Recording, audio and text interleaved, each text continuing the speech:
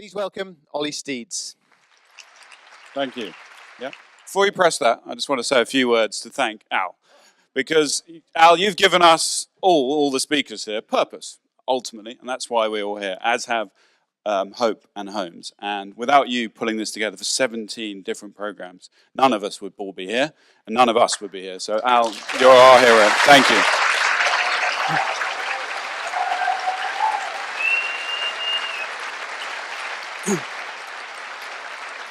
Do I get a few more minutes now for being nice to you? Yes. So, I was an investigative journalist. It took me over 100 countries to realize that I was missing something that was in front of me, the planet Earth. It's not planet Earth, it's planet ocean. And what's, as many of you probably know, 71% of our planet is covered by ocean. But that hides a fundamental truth because the ocean is a three-dimensional living space. The average depth of the ocean is 4,200 meters. We've got better maps of Mars and the moon than we do of our own seabed. We've had 12 people on the moon spending 300 hours. Only 3 people have been to the deepest part of our ocean, 7 miles down, for a total of 3 hours. So we know very little about the deep ocean. But the good news is we now have the technology available to us to explore the deep ocean. We've got robots, remotely operated vehicles, autonomous underwater vehicles, human-occupied vehicles like these submersibles, so we can now discover more of our planet in the next 10 years than we have done in the last 100,000. And our ability to do that is being driven by the technology that we have available to us. And our mission started to explore the deep ocean last year in Bermuda and the Northwest Atlantic. We had 2 ships. We had a robot going down 1,500 meters, technical divers going down 100 meters, and submersibles going down 300 meters. And I'm going to talk to you a little bit about our focus of our submersible operations, which is around Bermuda. So this is our mothership. This is the Baseline Explorer. You can see out the back we've got this thing called an A-frame, which launches our subs off the back. The back deck's got containerized scientific laboratories and the support that we need for our submersibles and our technical divers. And in the front is where 25 of the crew of us were living for 4 to 5 weeks during the expedition. We've got 2 subs built by Triton, and we'd adapted them with some of the latest filming and scientific equipment so we could undertake our scientific mission, which is called the XL Catlin Deep Ocean Survey, to look at the health and resilience of the ocean. They have a maximum operating depth of 1,000 feet, these particular ones, 300 meters. This is one of our subs, and you can see that on the front of it we've got a 360 camera, so we're documenting and filming a huge amount of our adventures, not least because we were the first people ever to go down. It's one of the joys of being an ocean explorer, where so much of it is unknown. And so every time we went down, we were discovering something new for the world. And before you go down as a pilot, we have to brief the passengers.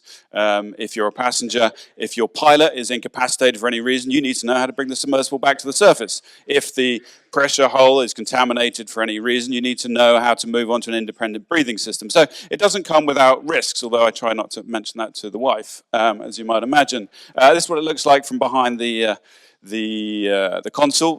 There's a little joystick to go forward and back, up and down, use your thrusters, and then your dashboard in front of you so you can control your music and all those other key functions that you need to stay alive in a submersible. We got life support for 96 hours if anything goes wrong, by the way. And pressure is obviously one of your worst nightmares. As you go down every 10 meters, you get another atmosphere. So when you're down about 220 meters, equivalent pressure of having a jumbo jet resting on the top of your head. You can't open the window and climb out. If your pressure hull collapses on you, the good news is that the pressure comes through with enough force to atomize your body in a nanosecond. So it's a quick fade to black. In order to descend, we have to flood our ballast tanks, which are on the side, with air. We pump all the air out and flood them with water so we can descend. We descend at about 100 feet a minute as we go down. I'm going to take you on a quick journey down to what was, for me, the most exciting, and for us as a scientific team, one of the most exciting things we discovered. We were descending on something called Argus Seamount, and there are 100,000 seamounts of the ocean, but only 40 of them have ever been biologically sampled. It's absurd how little we actually know of the ocean. When we landed at about 250 feet on the top of this seamount, what we discovered blew our minds. And we discovered this forest that no one knew was there. It's a mesophotic algal forest, all this seaweed swaying in the currents, and a huge amount of life. You can see some of the fish that were there. But this was just the peak of this little mountain that we were on, because as we descended further down the cliffs, it was full of some of the most, these are wire corals and black corals and sponges and a huge amount of life that, again, no one knew was there, and descending all the way down to about 15,000 feet.